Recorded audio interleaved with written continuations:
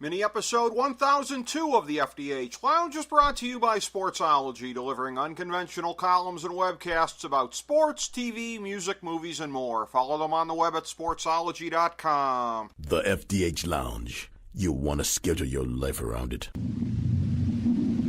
A long time ago, on a gloomy, wet Cleveland spring night, two men stand alone amidst the late-night drizzle. Their voices echo across the vacant station parking lot as they debate the merits of the great American radio show that have been missing for far too long. On that night, an idea was born. That idea became the FDH Lounge.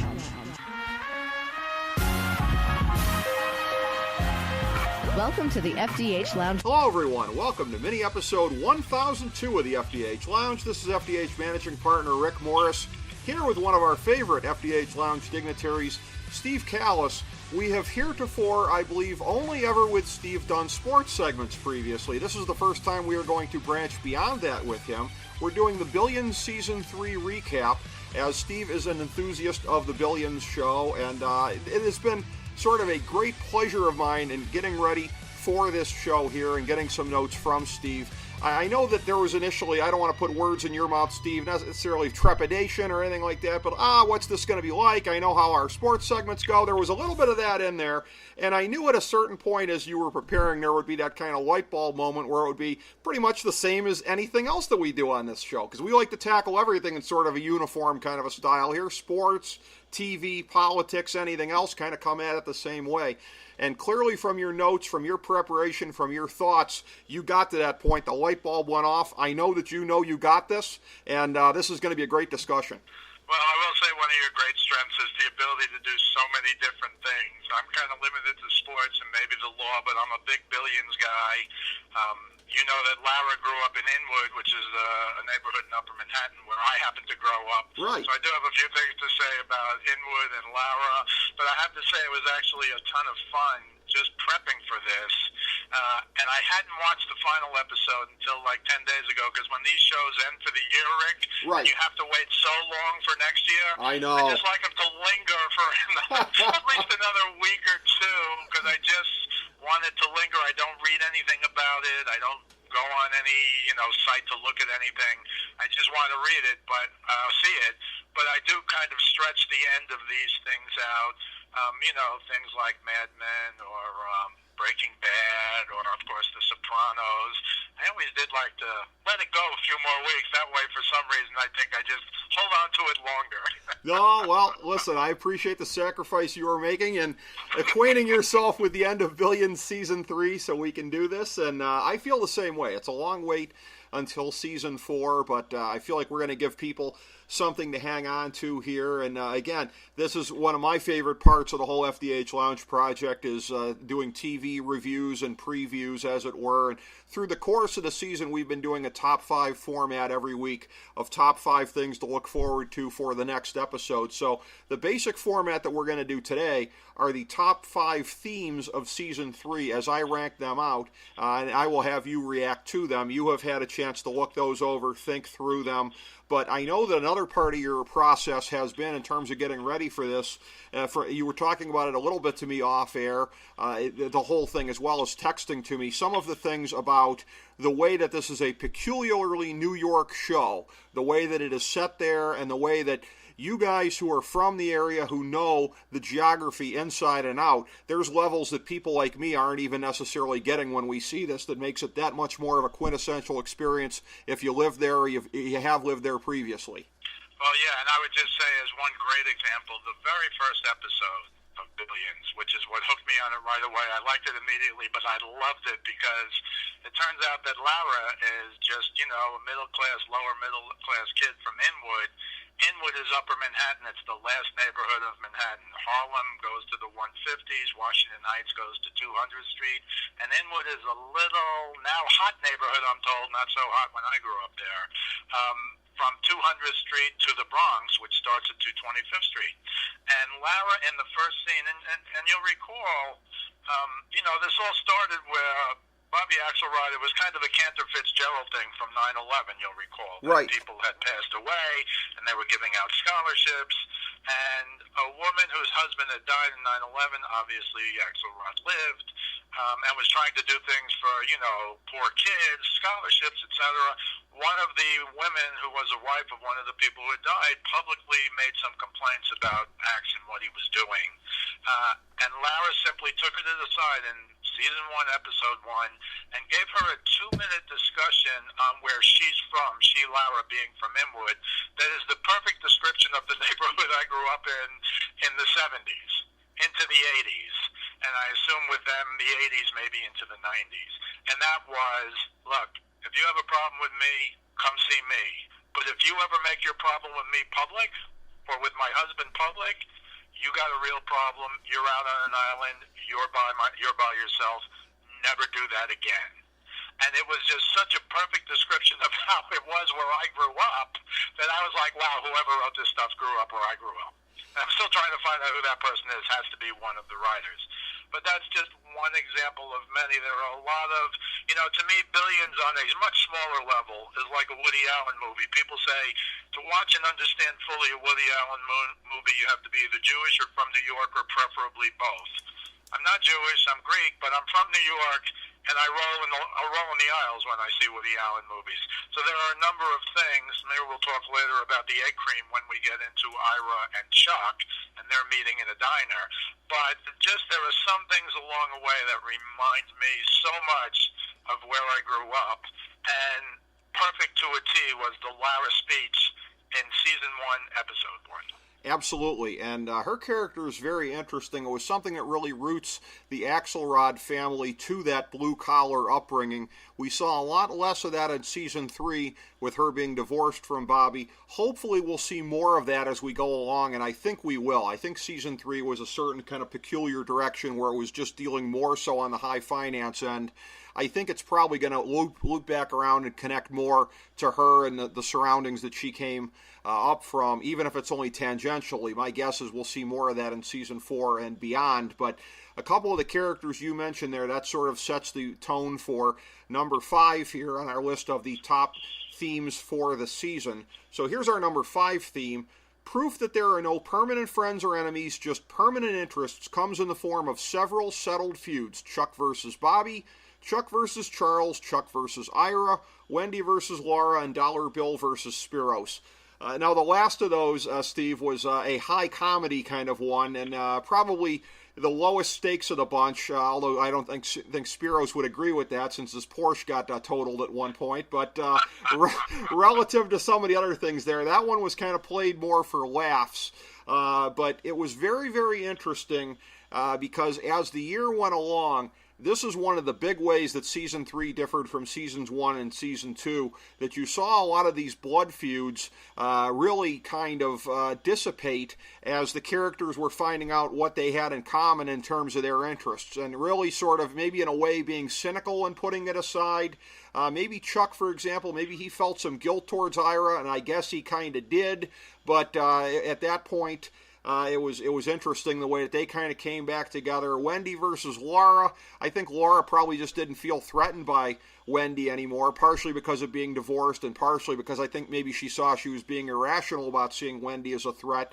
Chuck versus Charles, that wasn't even a feud at the beginning of the season. It was just maybe kind of an underlying thing. It verged into being a feud with Chuck's gubernatorial campaign and some of the things happening, but again, Chuck versus Bobby, that's the big one right there. That was the defining feud of the series, and now it appears to be in the rearview mirror. So very, very interesting that Season 3, it was a matter of bringing people back together off of these feuds, not necessarily, of course, in a feel-good way, because Billions is not a feel-good show, but people being sort of canny and putting their heads together and seeing that sometimes there's bigger fish to be fried than maintaining a kind of rivalry or grudge. Yeah, I find the Chuck versus Bobby one obviously the biggest one, the most important one, the most interesting, and it shows, and I know we're going to talk about this later, the power that Wendy has become both within the show and with both of them. Having said that, long term, I'm not sure that can last. The key line in that whole season about that was when they finally sit down, the three of them, and I don't mean in the last episode, I mean before that, when they go essentially, how do they trust each other? Chuck goes, how can I trust you? Bobby goes, how can I trust you? And of course, Wendy says the famous trust me. She just kind of has become a character that takes over virtually all of these meetings, whether in the office or with Bobby or with Chuck or with both of them. So I know we're going to get to Wendy later, but the Chuck versus Bobby thing I find fascinating. I guess it turns out to some degree, at least towards the end, pointing towards season 4, they kind of need each other to do these things. They both have separate skills that maybe they can mix together. You know, the final scene, they're talking about what they're going to do next, season. But I find that one, on the one hand, the most important one. On the other hand, I just can't see that lasting through the end of the series. I'll be very surprised. And maybe a bunch of these are going to reverse, I don't know. Chuck versus Charles is interesting because it's the, quintessential father-son. Is the son growing up like the father? Yeah, it looks like he is. And Charles did not seem to be happy until, and I'm quoting here, until Chuck, quote, totally fucked me. That's what Charles says to him at the end when he finally makes the call to have his stock, to have his investment in that upstate casino become totally worthless because Jack Foley, who of course Chuck also had a big disagreement with eventually, had made it so Charles is the father's investment in that upstate casino is worthless. Only then did it seem, as weird as that is, that the father was proud of the son, and I don't think it's too far of a statement to say, like father, like son. Chuck has certainly done some things that would make us, the audience, or even us, the human beings in our daily lives, just kind of shake our heads and go, really? He's really going to do that? And the answer is, yes, he really did do that. So I find that one interesting as well. Chuck versus Ira, I can't believe any best friends would do these things to each other. Right. But that's exactly what happened. And they're not little slights to, I don't know, make a little money or, maybe tell a small falsehood about each other. Obviously, these are major things where Chuck essentially bankrupted Ira to get Bobby with the ice juice stuff. And Ira, for his part, I'll take you to the egg cream scene where Ira's still furious at Chuck. Chuck walks in. I don't think he knows Ira's there. He just wants to go for a walk. Ira's there. Chuck sits down, orders an egg cream, which I'll get into in a minute. But then they have a back and forth where essentially Chuck offers him that nothing job for $350,000 a year, kind of get him back on his feet, get him connected in the court system. And Ira essentially says, I don't want anything from you. I never want to see you again. But during that scene, they put an egg cream in front of Chuck. And the egg cream, again, is a New York institution. There were two thoughts of where it comes from, and I don't want to go too long on egg creams, but just so everybody else in the country knows who listens to this, the egg cream is a quintessential New York drink. I heard that it was made by Jews in the Lower East Side 100 or more years ago, and there was a very rich drink for rich people that had eggs and cream in it, and the poor people on the Lower East Side of New York took the eggs and the cream out, just had literally syrup, milk, and seltzer all together. That's an egg cream. You can still buy them in New York. They're not as prevalent as they used to be. I encourage anyone who goes to New York to try and find a real candy store and get an egg cream. My complaint, though, is that they used the definition of egg cream from Paris, where there was something that sounded like egg cream in French, whereas there were two thoughts of where it came from. And there's no doubt in New York it came from Jews on the Lower East Side, so it would be interesting to see who wrote that and what it was. And my only complaint, and this is really going deep into the weeds on egg creams, there's not 10 people in the whole country who would really know this or even care about it, frankly, Rick, but I think it's worth mentioning because they bring these things up in New York. When you have an egg cream, when you make an egg cream, when you have a straw in an egg cream, first of all, it's supposed to have a head like a beer. Couldn't really tell on the show when I saw it. But the other thing is at the end, there's Chuck stirring his straw round and round on an egg cream. And the beauty of the egg cream is you never stir round and round. You only move your spoon or your straw up and down. That's to keep the head prevalent. Again, I don't know if anybody cares about that, but it's a fascinating thing. And if you have an egg cream in New York, and I'll give you the perfect analogy. If you have beer that doesn't have a head, what do you have? You got a flat beer. That's right. If you have an egg cream that doesn't have a head, what do you have? You have a flat egg cream. So that was one very incredibly picayune, you won't read that anywhere else in the country, criticism, but I love the fact that they went into the whole egg cream. And of course, eventually with Chuck and Ira, I don't know what this is. They screw each other over so badly. Ira flips for $30 million, right? Bobby gives him $30 million, so he flips on Chuck and Charles. they screwed each other over so badly, yet at the end, because of the whole thing with Ira's new wife, they kiss and make up again. I don't know how realistic that is in real life. When you see the vitriol, for example, from Charles to Chuck, and then from Ira to Chuck, and then somehow all in this season they make up. I guess it's a TV show on the one hand. Would that really, really happen in real life? I'm not sure. But you're right. These are perfect groups that you've laid out of people who have permanent interests, your words, brilliant, but really not permanent friends or enemies for that matter. The only thing I'll say on Wendy versus Laura, I'm a little concerned. I don't think, you're right, they made up. They had that Laura apologized, and Wendy says, I can give you some, psychiatrist for your kid. And then Wendy says, you got to go talk to Bobby about comp day, because you're the one, I know you're the whole behind it. But I don't quite buy the Wendy versus Laura. Yes, she's divorced, but she still loves him. Bobby kisses Laura in that one scene, and he wants to, make love to her. And she's like, no, we're not going to do that. So maybe you're right. Maybe she stepped away. But I still think always, especially with two women and a man, or two men and a woman, I don't know that ever really, really, really gets healed. So I think a large part of the story is which of these is going to blow up again. Because, some of them are going to blow up. And Dollar Bill and Spiros, you're totally right. It's one of the funniest things. And, of course, they get back together with the SEC scam that they're now working, so they're on both sides of the aisle. But running into the Porsche is one of the funniest / greatest scenes on the side level of a show that I've ever seen. You're just cracking up while Spiros is losing his mind. That is some great entertainment right there. But again, there's a number of levels that this show is working on. Looking at theme number 4, the show's commentaries on trends in society, from a parallel version of the Trump administration to a Russian titan who is a clear stand-in for Putin, to the role of automation and decreasing the number of necessary employees on Wall Street, continue to be very compelling. And again, more than any other season, it seems like Billions was doing a decent amount of ripped from the headlines type storylines. Very interesting. And again, 2017, of course, was, as we know, those of us acquainted with basic American civics, that was the actual first year of the Trump administration. And the show basically continued on in the parallel universe with not Loretta Lynch as the Attorney General on the show. And we get, who I would say not Jeff Sessions here, except I don't think that Jock Jeffcoat is meant to convey him necessarily at all.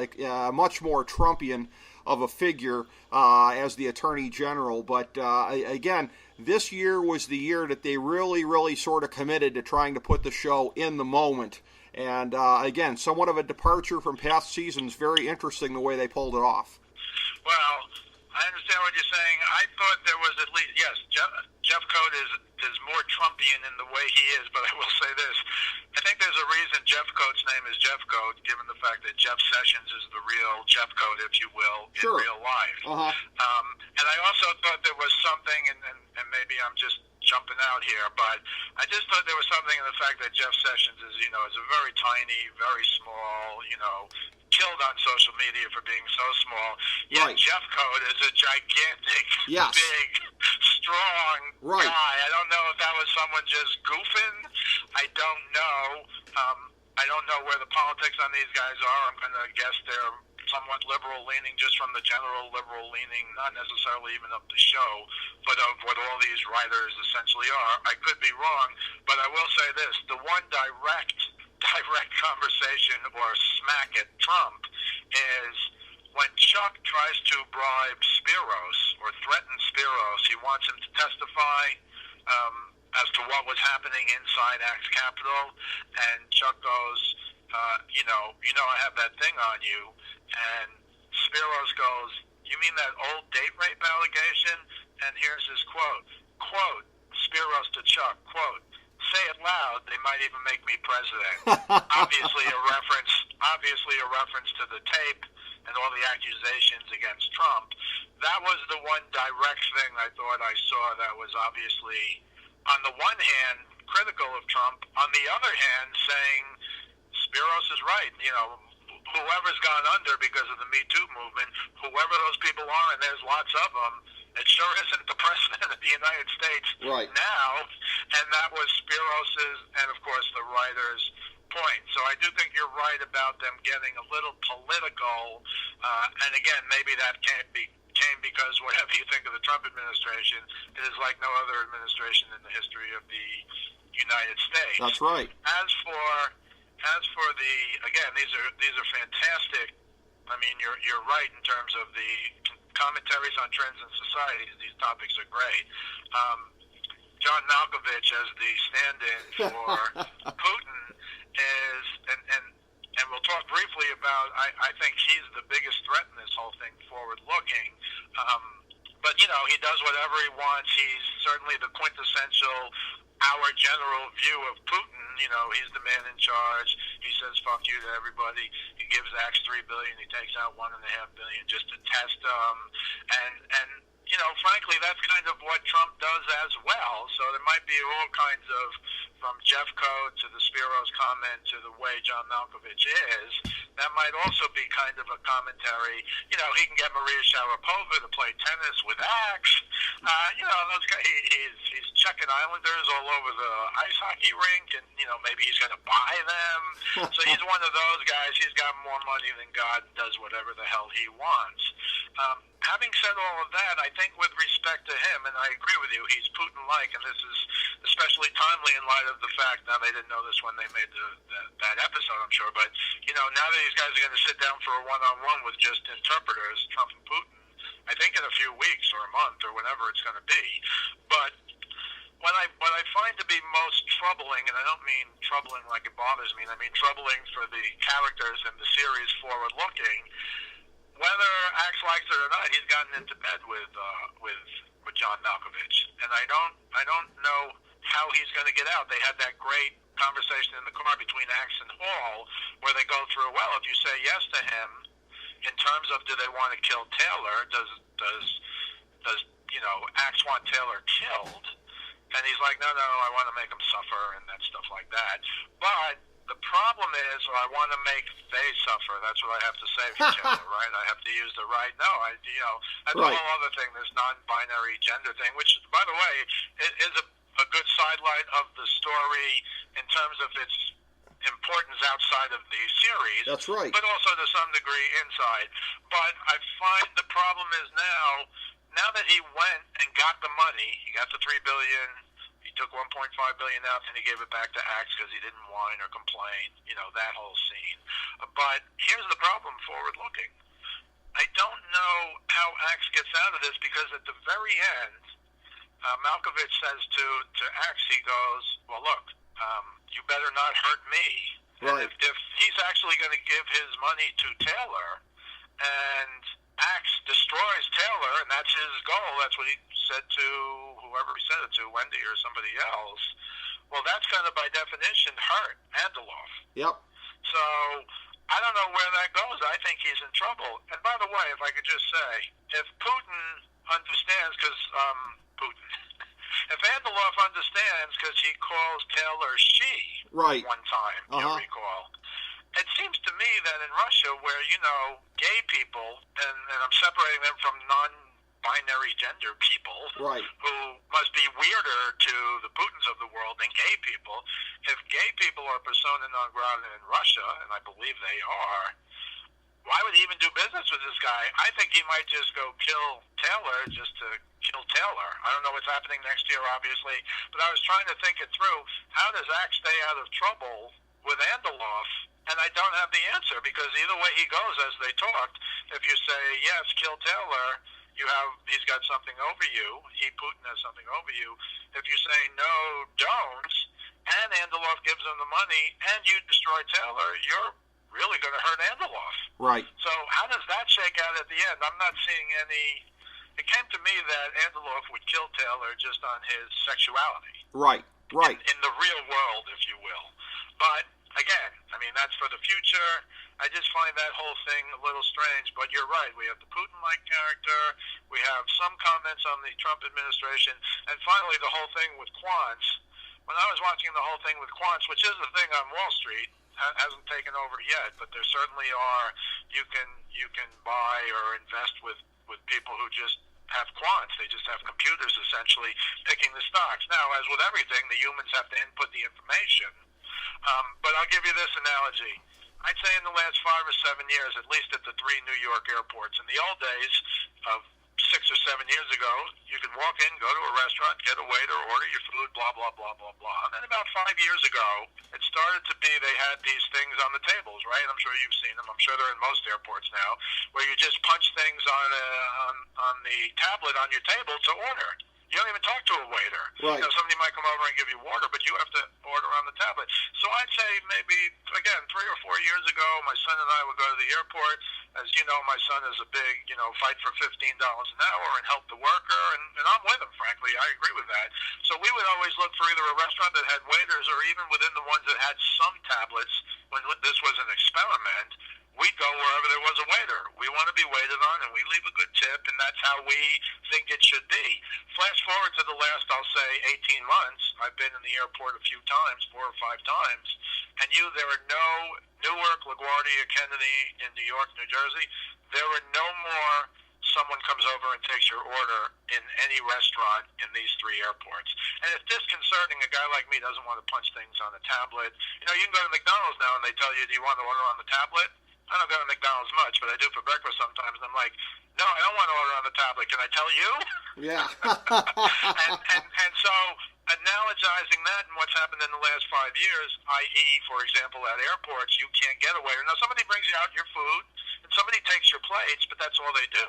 Right. So then what do you leave them like the full tip, like they waited on you? You had to punch through I have a conversation. Of course, my son says, yeah, we leave them the full tip. They're still working. But that's leading to a cut in jobs in many places, and will lead to cuts in thousands of jobs at McDonald's eventually, when I think it'll be like a toll booth. Toll booths, once upon a time, there was a guy in every toll booth, right? There was somebody taking your toll. Then they invented Easy Pass, and now even in New York, you have a lot of places that are cashless tolls. There's nobody there. There's no there. And then for a while, and still true at the George Washington Bridge, for example, there'll be 10 lanes. 7 or 8 of them will be non-cash, 2 or 3 of them will be cash. Those 2 or 3 are now 20 deep. Right. Everyone's got to get Easy Pass. That's where we're moving. So too, and I think the stock market is behind that in terms of progression. I don't know. I wouldn't call that progress myself, but yes, I think you're right in pointing out the number of necessary employees on Wall Street is decreasing, and I think that's going to be true. I don't think we're there yet like we are at the GW Bridge for restaurants at airports, but it's kind of getting there where there are going to be less and less people, and you can already invest in these. They're called robo-somethings. I don't know a lot about it, but they're called robo-investments or something, where they have a program, an algorithm, just like Taylor is talking about with their quant genius, who's the one guy left. So yes, I think these are all perfect commentaries that you brought out that are interesting topics for discussion, and hopefully I've just done a decent job talking about them, because I found all 3 of them fascinating and agree with you that these were compelling storylines this season. Okay, good. Yeah, I like the way you dissect those. Number 3, Wendy becomes an even more interesting character, coming to grips with her increased sense of ruthlessness at work, even as she becomes more of a useful consigliere to her husband. Now, on the latter part, Steve, that's something we really didn't see as much of in previous seasons, is her sort of taking the bull by the horns and trying to help out Chuck when she sees room to do that. It was not something that really got remarked upon much with the show. It was just something that you kind of picked up on as a viewer, that she was doing this a little bit more. And again, that set the tone for, we're going to be talking about this later at the end, with her bringing him and Bobby together and sitting down and hatching basically revenge schemes against all of their common enemies. But it's a matter also where this was a point that you had made to me, that when you look at some of the S&M undertones to her character, you had picked up on some Clockwork Orange type stuff that I thought was very interesting from a character analysis standpoint. Well, I just find, again, Clockwork Orange, one of the greatest movies of all time. I encourage everybody to see it. I think it was X when it came out, so you should be at least 17 now, I guess, to see it. But at least where I grew up, we had what we called clockwork orange moments, which were like true justice moments, which is the general rule that you learn, even if you never saw clockwork orange, is what? Treat people well all the time on the way up. Hey, you never know, you might meet them on the way down. Obviously, your parents want you to treat people nice all the time, no matter where you're going, but that's the general true justice story of the creep who makes his way to the top, then gets knocked off, and on the way down, all the people he stepped on step on him on the way down. I thought we had two moments. I do want to talk at length about Wendy, but two moments. One which included Wendy, which is when she and Chuck are going to see their mistress or the S&M woman, the Asian woman, and they walk in, and obviously Wendy says, you know, call me to Chuck, call me master if you talk to me at all. And obviously she's got her S&M gear on underneath her coat. And then out of the side jumps Blackjack Foley and Chuck's father, Charles. And obviously they don't want Chuck to be doing this if he's going to run for governor. And Charles is a real hard ass and walks up to Wendy, who's got her raincoat on over her gear, if you will, and says, Wendy, why don't you take your coat off, it's kind of hot in here. And so they have that embarrassing, humiliating scene where it does dawn on Chuck that he obviously can't do this thing. You know, they even say, do whatever you want to do in your house, but don't come here if somebody finds out your governorship candidacy is over. And then flash forward to the end when Charles is waiting for a prostitute in a fancy hotel. You know, the beautiful blonde who shows up but gets, you know, afterwards we find out she shows up at the desk and, oh, that reservation was canceled. And Wendy has Hall cancel the reservation, get her a key to the room. Hall meets Wendy in the hallway. Hall says, you want me to wait? And Wendy goes, no, I got this. She walks into the room. Charles thinks the beautiful blonde hooker has come in, and it's Wendy, and he's in a bathrobe. And so, you know, they have an incredible back and forth, and she goes, Charles, why don't you take your robe off? It's hot in here. Exactly what he had said to her at the S&M place, and then said, you know, if you ever want to humiliate me or you should know who you're fucking with. Don't ever fuck with me again. She walks out. So to me, that's a clockwork orange moment. The other one I'll just mention briefly because I want to stay on Wendy is when Chuck Rhodes fires Connerty. Connerty tried to put Chuck Rhodes under. He screams at him in the hallway. Connerty thinks he has his job back, and Chuck Rhodes screams at him in the office, and says, leave your credentials at the desk and get the fuck out of here. Screams at the top of his lungs. And then, as you know, when Connerty and Oliver flip and go to the Attorney General and tell him about the whole scam that Chuck is working with the New York Attorney General to try and get the U.S. Attorney General to, you know, obstruct justice. And Chuck walks into the office and they're there, and Chuck knows he's caught, and the AG says to Connerty, as the interim U.S. attorney, because now Connerty has Chuck's job, right, you know, lead this man out. And as he goes to the door, he looks at Chuck and he says, leave your credentials at the front desk and get the fuck out of here. Exactly the same thing. To me, again, those are clockwork orange moments. But again, back to Wendy, she's really like taking the show by storm. I don't know how, and maybe she doesn't know how she can. There's that one, I think Wag says to her, or Chuck says to her, how can you give all of yourself to both of us? And, you know, she says, I can't. It's kicking the shit out of me. Right. But she's also totally taken charge when the AG, you know, is messing. You know, the AG wants to pick all the cases Chuck is going to prosecute. The Lugo case, the prisoner who was killed, but he was defending himself. They just want him to, you know, they want the guards to get off. And Wendy says to Chuck, quote, you have to assassinate this motherfucker, which leads to the failed attempt to make him look bad. Right. She seduces Maffei, which is kind of a sad but necessary thing to get Maffei to say that Wendy didn't call me, I called Wendy about the ice juice short, and then they were able to rig the telephone. That was Hall, bribing, blackmailing another guy who was able to change the phone records to make it look like Maffei called Wendy, which totally, you know, lost their case. Right. And so there are a number. Chuck says he's going to turn himself in to protect Wendy, and Wendy says, no, you're not. Maybe the trust me part is in the very last episode. I don't remember. But when Chuck and Bobby are going to each other, how can I trust you? How can I trust you? She says, trust me, and that's the end of that. Yes. So she she was able to really take control of, I won't say everything, but virtually everything. I won't say everything because of the whole Taylor thing. When Taylor leaves, she didn't think he was going to they were going to leave, but she even got back at Taylor in the garage there at the end. Right. Where Taylor tries to recruit her, and she's like, "Fuck you," that whole bit. But there are many of those.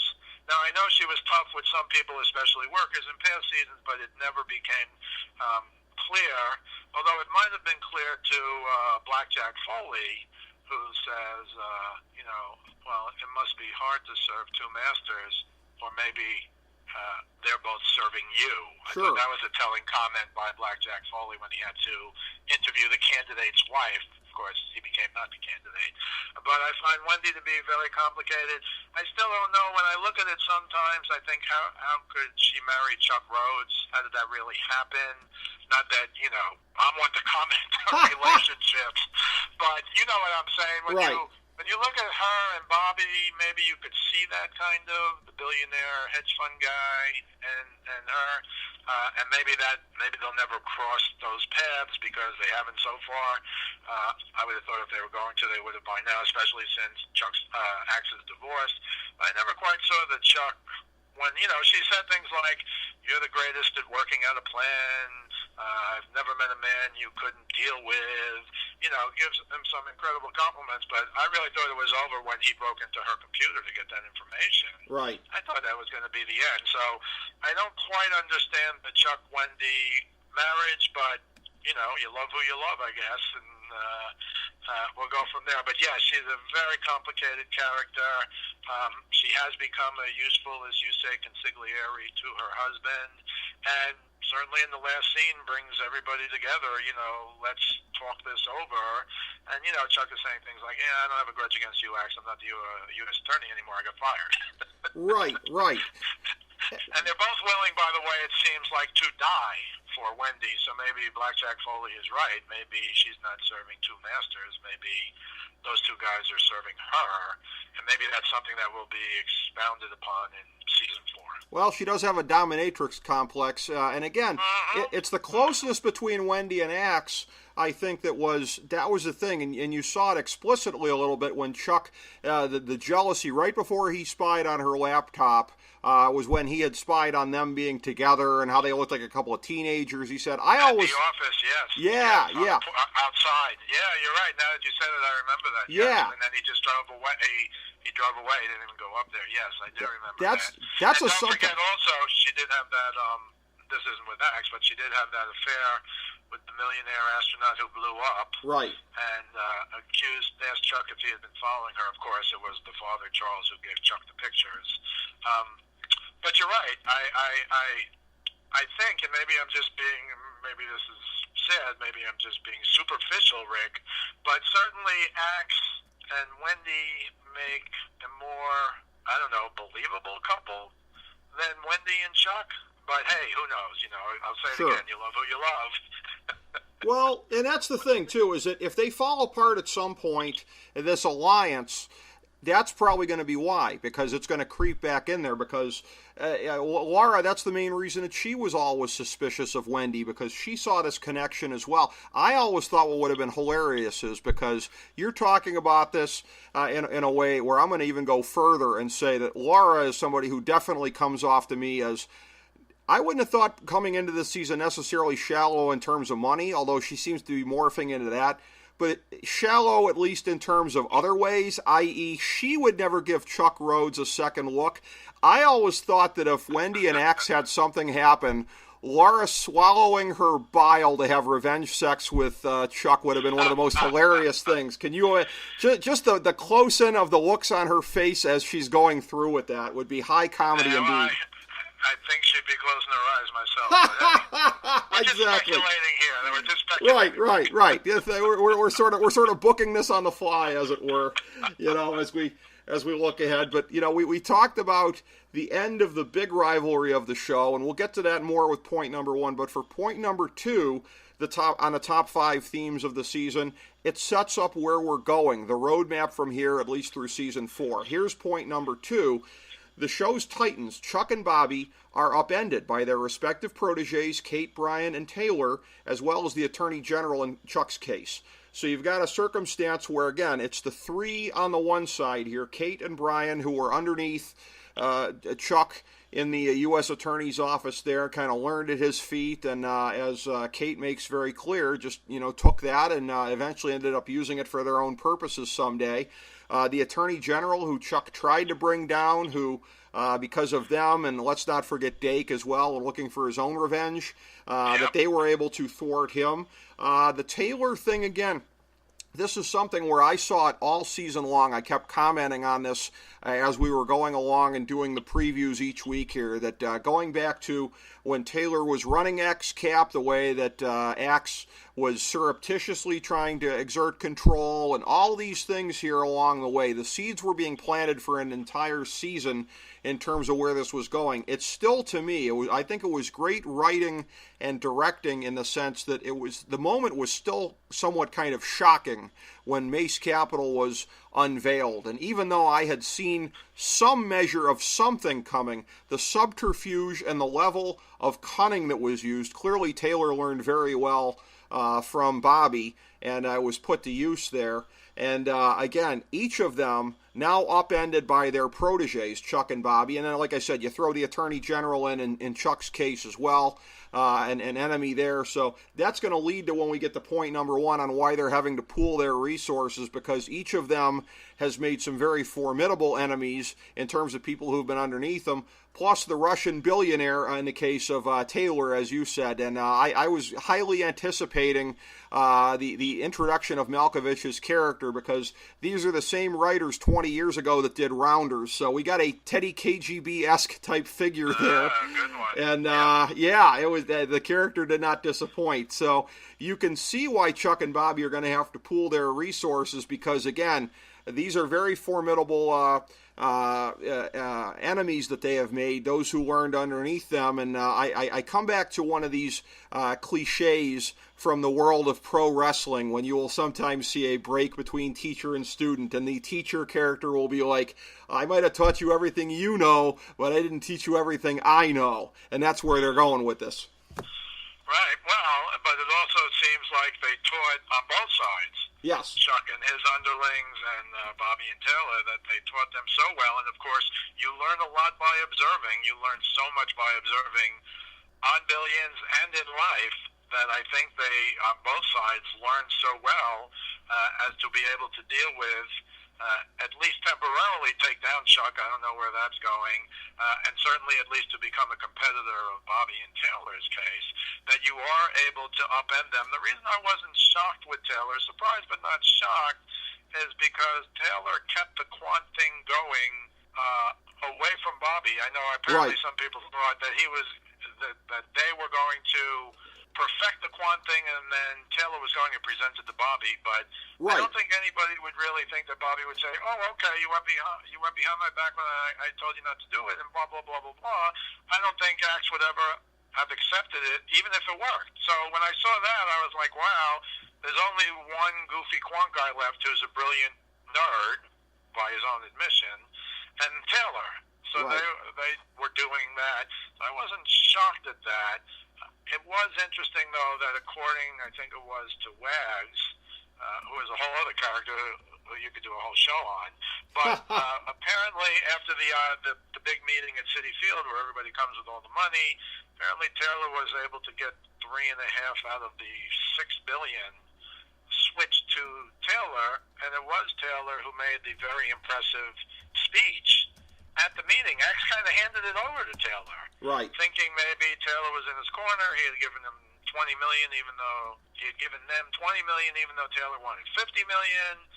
Put Taylor back on that raise committee, which was important, according to Taylor, who told Wendy.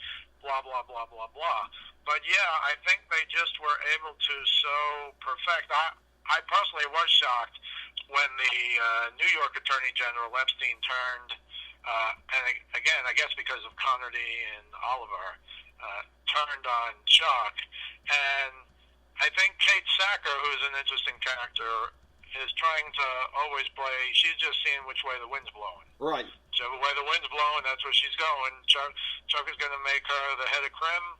She's there, but now she saw that he was going to be out because Connerty, who is viewed to be, you tell me, the goody two-shoes maybe, the last honest man maybe, he's like hurt by all this stuff, which is kind of naive. I don't know if that happens in real life, but he's presented as the good guy.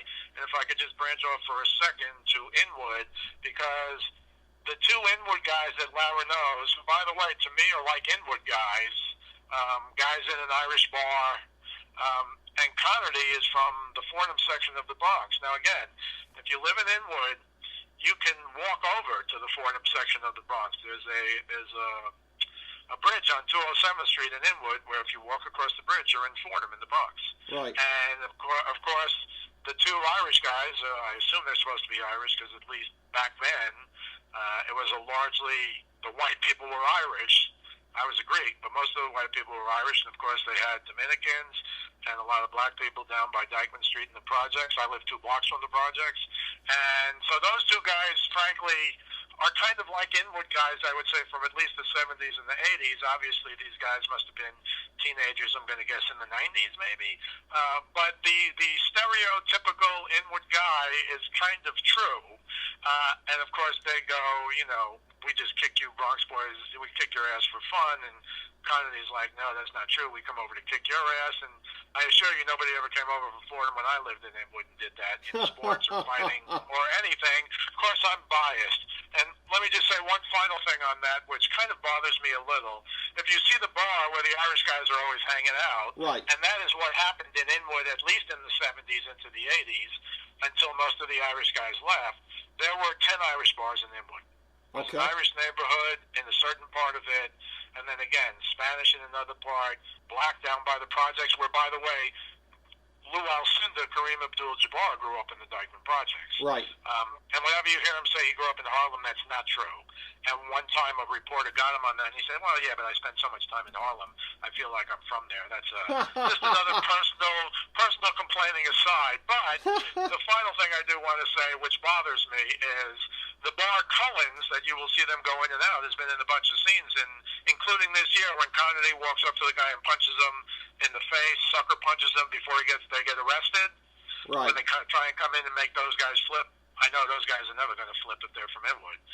It's kind of like a mob place, but with Irish guys instead of Italian guys, frankly. Okay. But the thing that bothers me is that Cullen's is a real bar. It's in the Bronx. Now, I will say to you, there's only like 2 Irish bars left in Inwood. But boy, I would have felt a lot better if they went to like the Liffey 2 on Broadway, which is still there with the Irish flag hanging out. Right. Or even there's a bunch of Irish bars up on McLean Avenue in Yonkers where Axe grew up. But they decided to go to the Bronx. Now, again, nobody will care. Nobody will notice. But if you look at Cullen's, next to Cullen's is the Wakefield Pharmacy, and Wakefield is a neighborhood in the Bronx. Again, just letting some of my pet peeves go. But to get back to all of that, I just think it is true that the grasshopper, for lack of a better term, learns and eventually can turn on the master. And that's certainly what's happened as of right now on both sides. I don't think anybody against Chuck is ever going to wind up on Chuck's side, or if there ever happens where Sacker could benefit by being on Chuck's side, I think she would be again. And nor do I see Taylor and Bobby ever getting back together again, which always takes me to the Bobby, I want total destruction on Taylor, and how that conflicts in my mind with what Andeloff has told Bobby. Don't hurt me. And if you hurt him, when Axe says to John Malkovich, I'm going to make life miserable for this guy. I don't want him dead. I want him alive. I'm going to make him miserable. And when Andeloff says, well, you better not hurt me, it strikes me how that can't happen. If you really destroy Taylor, you're destroying Andeloff's money, no? That's right. So that's the most interesting thing. I mean, obviously it's fascinating to see, and I know we're going to talk about this, what Bobby and Wendy and Chuck are going to plot to do. That's next season. I understand that's the main thing. But I think a big side story is going to be, how can Bobby do anything to Taylor without infuriating Andeloff? And Andeloff is the guy who'll kill you at the drop of a hat. You remember the whole hot dog stand thing? Right. The guy with the cart, and he lost his arm because he said, yes too slowly or something. He would have been dead if he said no, but he said yes too slowly. Right. Or whatever the conversation was. I would have been very reluctant if I were asked to deal with Andeloff. And the only reason I mention that is because there was that other weird pervert, Fadi Anisman character Right. who apparently they went to after Andeloff pulled the $1.5 billion. I understand how it was disgusting. You don't want to deal with that guy, et cetera, et cetera. He was a slob. His money was weird, Jordanian money. But I would have gone to him first, no, Rick? Because whatever he is, he's not going to kill you. But Andeloff and everybody, I got my eyes wide open, I said. Everybody knows that Andeloff will, kill you for sport. Right. So I know that, and I do want to mention the meeting between one final New York City thing, not an inward thing, the meeting between Fadi Anisman and Axe, and I think it was Wags, was at a place called Sammy's in City Island, an incredibly famous in New York seafood place. Right. Now, City Island, again, I tell anyone who comes to New York, go to City Island. It's part of the Bronx, but it's kind of a place unto itself. It is made up mostly of seafood restaurants right on the water, great food, great view. Lots of people go there. There is literally one bridge in and out, one lane in, one lane out. So if you want to go there on like a Saturday night in the summer, good luck. Right. But it's a fantastic place. Sammy's is fantastic. I've been there. I haven't been to the hotsy-totsy restaurants that they all go to and eat in the city, like Danielle, where your bill for dinner for two is going to be, $400 or $500. Haven't been to those places, but I've been to Sammy's. I used to live in Grace Papaya on 72nd Street, and those are real New York places that I think people should go. But I just thought, watching even that scene, as disgusting as this guy was, and a pervert, why didn't they get the money from him? And I guess the answer would be we couldn't get $3 billion from him. We could only get $1 billion from him. But I thought that was interesting because I would deal with a sloppy pervert before I would ever deal with an Andeloff character. Yeah. And I don't think they ever made the distinction, Rick, why they went to Andeloff. The answer might be I need $3 billion, not $1.5 billion. Obviously, that's a big difference. But what Bobby's put himself in, and I'm sure that's going to be ripe for season 4, what he's put himself in strikes me as a no-way-out kind of situation. I don't know how I can't even think of it. I think Andeloff might kill, if they want to kill Taylor off, Andeloff's going to kill him. Right. I think that's Kill very them. possible. I'm sorry, I've made that mistake many times. Listen, it's a tough. But I don't know where that comes out. Obviously, it's going to be fascinating to see how Bobby makes his comeback and how Chuck makes his comeback, and I'm sure they'll come back. But the whole Andeloff thing, to me, is a big monkey wrench, and I'll be fascinated to see how they extricate Bobby. Or, no, maybe they don't extricate Bobby. That's another possibility, of course, in the end. Who knows? Maybe it goes bad for everybody in the end. You never know with these writers. But that's all the more fascinating for next season. Absolutely. It really leaves a lot to look forward to as far as how that goes. And again, in my estimation, it's hubris on the case of Bobby. We saw it from him time and time again this year. And again, he thought that he could manage the whole Andeloff situation, even when people are telling him that he can't.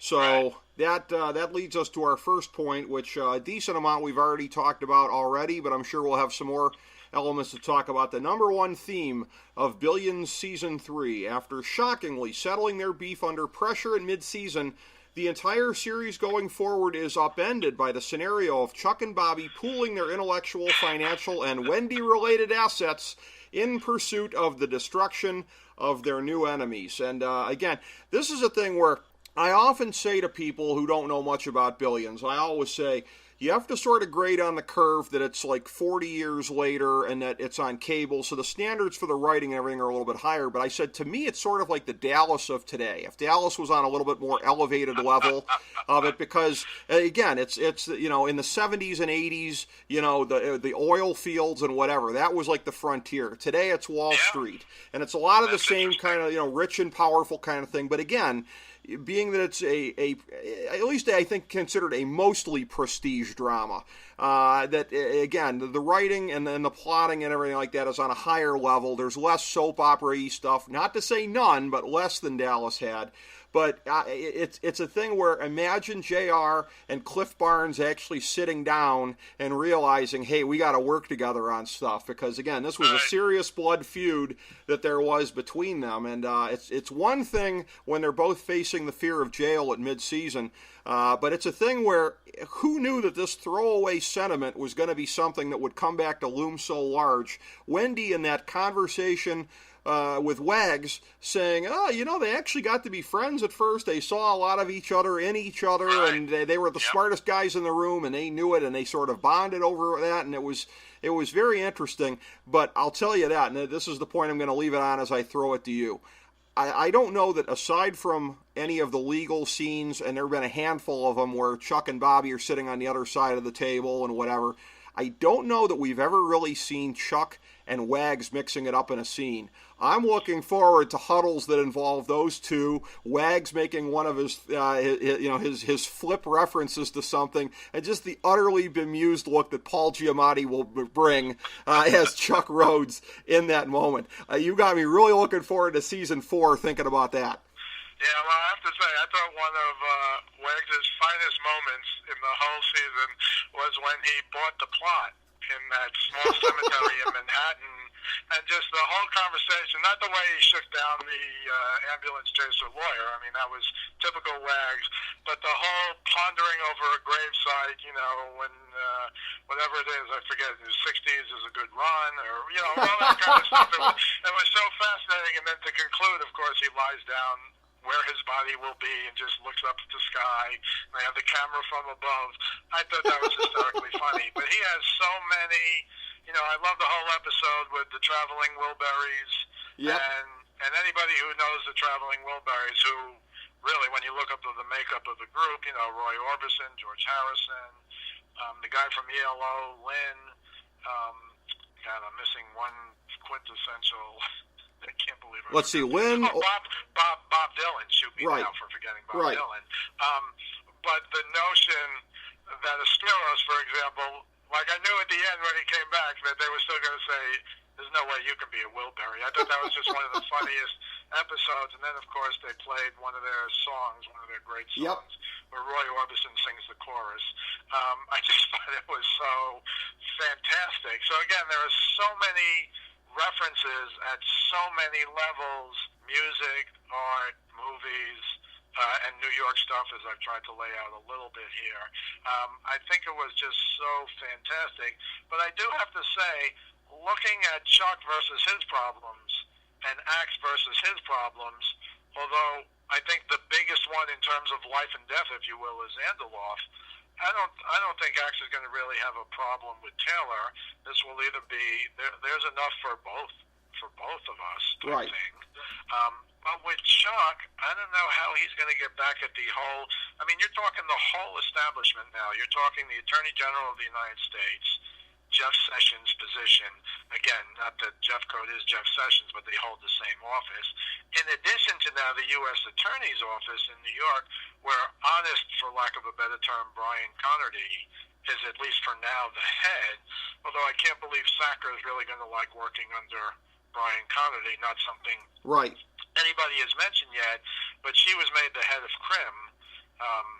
And so now first she was above Brian, now she's below him, and their relationship is a little bit strange to me anyway. Right. But whatever. I don't know, just thinking out loud, how Chuck gets back at that. I mean, that is the entire establishment, plus he walked away from being the governor, and he's kind of burnt some bridges there, certainly with Blackjack Foley, who he set up, with that thing so he could have that deal. They had that on tape. He's also got this, I don't know if the Epstein guy is going to be back, but he is now the Deputy Attorney General of the United States.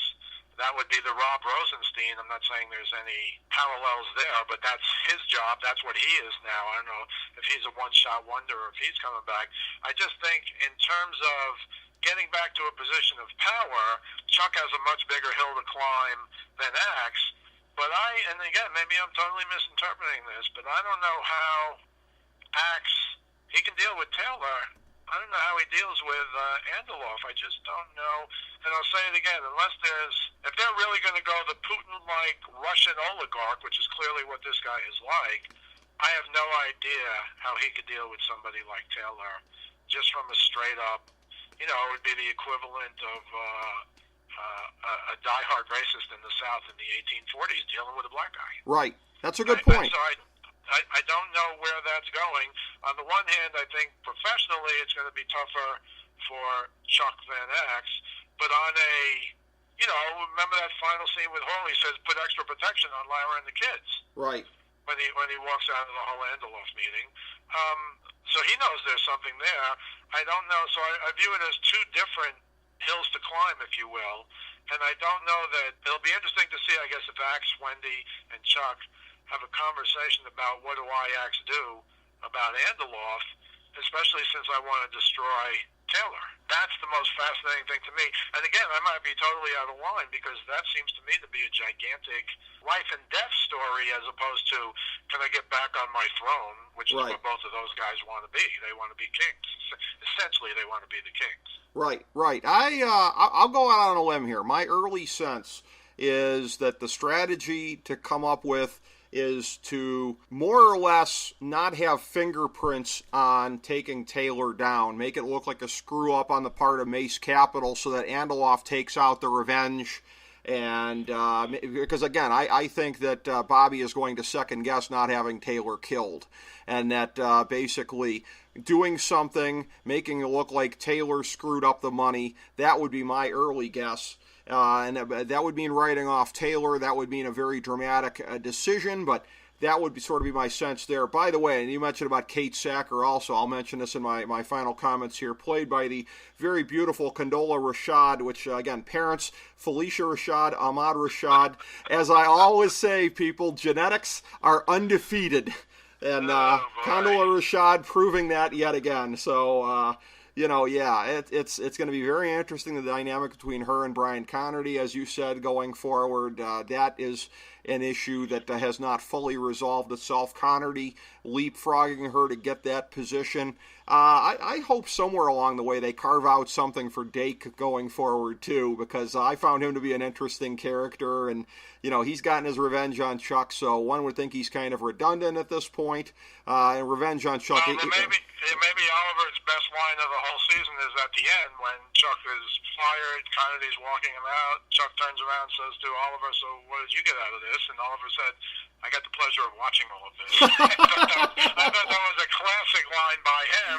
He didn't want anything other than to be there, and he was there. Yeah. It was really outstanding the way that it all played out. And again, the last 10 to 15 minutes of this season, the way that it unfolded with Chuck getting taken down by everybody working with the Attorney General instead of against the Attorney General and with him, and then the final scene there reprising the mid-season meet with Chuck and Bobby. And again, I'm looking forward to seeing what that is going to mean going forward, because it was sort of parallel tracks for the rest of the season there. It was sort of like, whatever was the A plot and the B plot any kind of given week, and that these two guys who were always so intertwined, they were off on their separate paths, but it's clear that was a misdirection. They're going to be intertwined from here on in, but on the other side of the fence, as best friends forever, so to speak. And, we'll see how long that lasts, but however long it does, Chuck being in the war room with Wags from now on, and Chuck dealing with the smarmy lawyer of that Axe has got, and all of that kind of stuff. Chuck and Hall, actually, that could be fun. And Chuck just kind of giving the eyeball, like, do you really exist? Is this real life? There are so many things. Talk about strange bedfellows. Yeah, exactly. But enough about Wendy. But again, she is she is the link. She is the common denominator between them, bringing us all together. And again, she sits at the apex right now, the joining fabric, as it were, of Billions as it goes into season 4. And I know subsequently here in the coverage of Billions that, again, we'll want to get together and discuss this again. You always get a sense leading into a season. There's always hints of things to come. I know, like the casting of John Malkovich was out there before season 3, and there were some things. So some of the things we're speculating about now, some of the directions will become a little bit more apparent as we're going into season 4 when there gets to be some casting news. And again, is Dake going to be somebody that's still going to make appearances? If so, we can kind of speculate about that. We'll have a little bit more tangible to chew on as we head into season 4. So I look forward to reprising the Billions talk as we go ahead subsequently. And as I say, I think this was long overdue for me and you to do our first non-sports segment between us. And again, it went just as beautifully as I knew it would. Thank you so much for being on, my friend, and for your great analysis, your breakdowns of what we saw with season 3. Thanks very much, Nick. Victor, was a ton of fun. I really had a great time. Thank you. I really appreciate it, Steve. Thank you, everybody, for tuning in to FDH Lounge mini episode number 1002. As we bring the show to a close, we would like to extend our deepest gratitude to NBC, CBS, ABC, Fox, all Clear Channel affiliates, TNT, TBS, USA, UPN, Deadspin.com, YouTube.com, YTMND.com, MySpace.com, various blogs, Fox News, CNN, CNBC, MSNBC, IamBoard.com, Billboard.com, Google.com, ESPN, ESPN2, ESPN News, ESPN Classic, NBA TV, NFL Network, Sports Time Ohio, Athlon Magazine, Comedy Central, Cartoon Network, The Boomerang Channel, QVC, BET, The Spice Channel, Steno Notebooks, Manwich, Papermate Office Supplies, waitresses, strippers, bartenders, garbage men, janitors, microwave popcorn, the writers of The Office, Scrubs, Entourage, My Name is Earl, Oz, Metalocalypse and the Boondocks, Aquafina, and The Periodic Table of Elements.